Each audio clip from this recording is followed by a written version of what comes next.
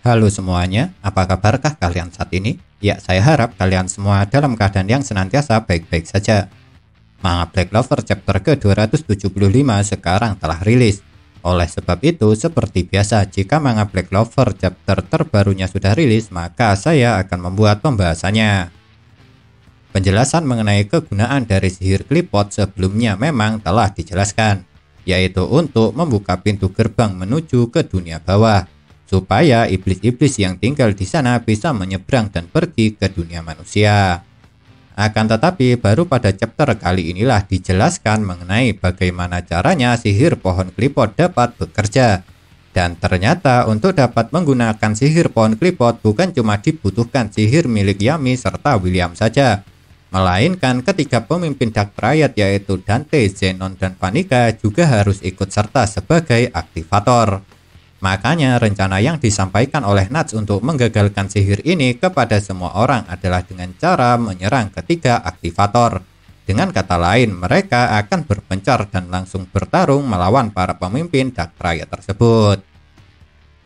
Memang benar pergerakan kelompok dari kerajaan Clover yang berencana menyelamatkan Yami serta William sudah dirasakan oleh Zenon. Namun pastinya mereka semua tidak akan pernah mundur dalam misi kali ini. Sebab kalau mereka mundur sekarang, maka selain bisa mengakibatkan bencana besar akibat iblis, Yami dan William pastinya juga tidak akan selamat. Tapi jika kalian perhatikan setelah berpencar, kita cuma diperlihatkan dengan tiga kelompok yang beranggotakan 3 orang saja. Kelompok pertama yaitu Yuno, Langris, serta Nozel. Kelompok kedua Rosalie, Riel, dan Dorothy. Sedangkan kelompok ketiga Nuts, Fuegoleon, dan Jack. Nah sekarang yang jadi pertanyaan adalah kemanakah Valtos, Rades, Sally, Makusa, Ralph, serta Seke? Soalnya ke-6 orang ini juga berangkat bersama dengan ke-9 orang tadi. Mungkinkah mereka berenam diberi tugas oleh Nuts untuk menuju ke tempat Yami dan William berada? Lantaran bisa dibilang ke-6 orang ini bukanlah kelompok petarung yang kuat. Makanya karena Dante, Zenon, serta Vanica berada di tempat lain, seharusnya di tempat Yami serta William berada meskipun ada yang menjaga, para penjaga itu tidak mungkin sekuat ketiga pemimpin Dark Triad tersebut. Jadi seharusnya mereka berenam akan dapat menanganinya. Apalagi untuk menyelamatkan Yami dan William, peran Ralph juga sangat penting. Lantaran Ralph pasti bisa menjadi penunjuk jalan yang baik. Sedangkan Makusa dan Sally dapat berperan untuk memutuskan lingkaran sihir besar pohon klipot. Ya, tapi itu cuma pendapat dari saya pribadi, dan belum tentu juga benar. Soalnya keberadaan ke-6 orang tersebut memang tidak ditunjukkan di chapter ini. Kemunculan Mereoleona yang sangat tiba-tiba di chapter lalu memang sangat mengejutkan. Karena siapa sangka orang kuat dan brutal seperti Mereoleona bisa tiba-tiba ada di kerajaan Spade. Dan ternyata kedatangan Mereoleona ini sedikit spesial daripada orang-orang lainnya. Sebab kakak kandung Fuegoleon ini ternyata diminta dan ditemui secara langsung oleh Nuts di tempat latihannya. Namun menariknya ketika Nuts menjelaskan mengenai misi penyelamatan Yami dan William, Mereoleona malah mengatakan kalau dia sama sekali tidak peduli dengan 2 kapten yang telah diculik tersebut. Melainkan dia lebih tertarik dengan orang yang telah menculiknya. Makanya Nuts menjanjikan kepada Mereoleona jika dia ikut dalam misi kali ini, maka lawan kuat yang bisa untuk menguji hasil latihannya akan dipersiapkan. Dan lawan kuat yang dijanjikan oleh Nuts itu tidak lain tidak bukan adalah iblis raksasa kuno legendaris. Tapi mengejutkannya serangan awal yang dilancarkan oleh Mereoleona rupanya sama sekali tidak menimbulkan efek. Bahkan setelah menerima serangan Mereoleona, iblis raksasa kuno legendaris tersebut sama sekali tidak bergerak sedikit pun dari tempatnya berdiri. Dengan kata lain, daya tahan iblis raksasa kuno sangatlah tinggi. Betapa tidak, serangan sihir yang amat kuat milik Mereoleona saja bahkan dapat dia tahan dengan cukup mudah. Namun melihat kalau musuh yang ia hadapi sangat kuat, hal itu malah menambah semangat yang dimiliki oleh Mereoleona. Sampai-sampai Mereoleona mengatakan kalau sekarang pertarungannya akan semakin menarik.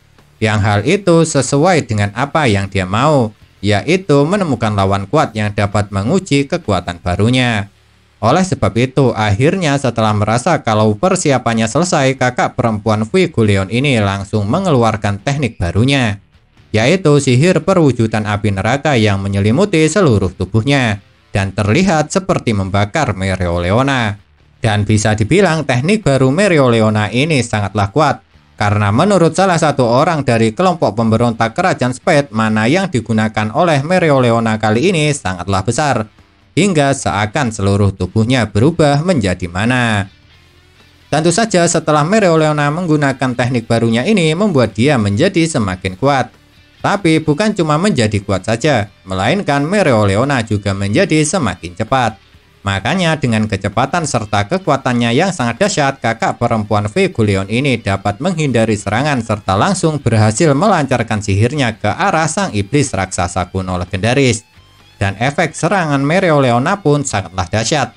Betapa tidak, karena sihirnya kali ini bisa langsung menjatuhkan sang iblis raksasa kuno legendaris dengan hanya satu kali serangan saja.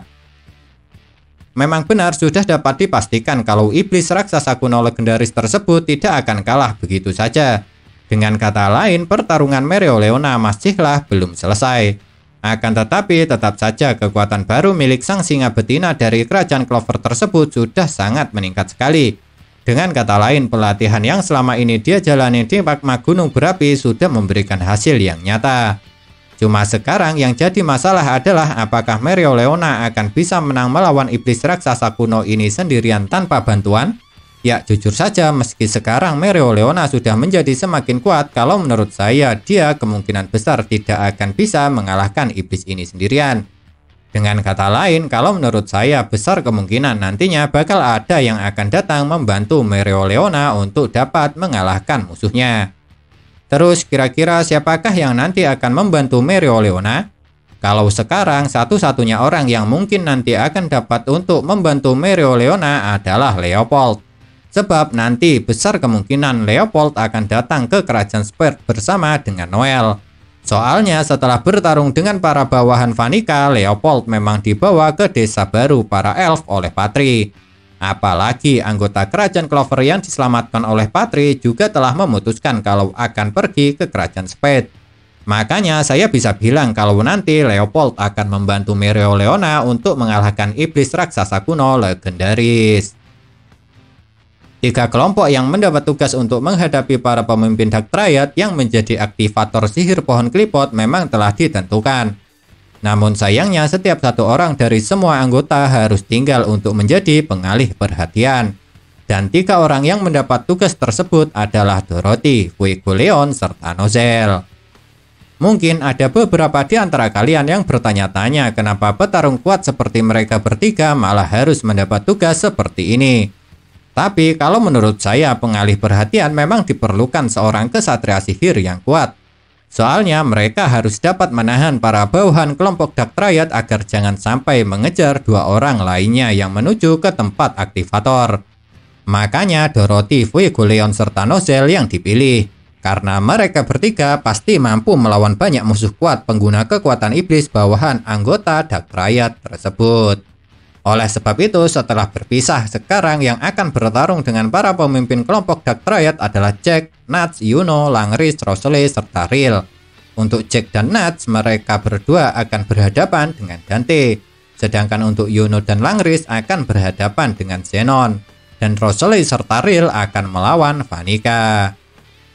Jujur saja, akhir dari manga Black Clover chapter ke-275 ini sangatlah menjengkelkan. Soalnya setelah ketiga kelompok telah menemukan musuh yang harus mereka hadapi, ceritanya malah berakhir. Namun yang membuat saya bingung dari pembagian kelompok ini adalah dipasangkannya Yuno dengan Langris. Sebab saya rasa meski Langris kuat, tetap saja bisa dibilang kedua orang ini masih jauh lebih lemah daripada 2 kelompok lainnya. Sebab 2 kelompok lainnya ada kapten yang berada di sana. Sedangkan di tempat Yuno cuma ada wakil kapten dengan wakil kapten. Memang benar musuh yang harus dihadapi oleh Yuno adalah orang yang sudah dia incar, yaitu Zenon yang sebelumnya telah mengalahkannya.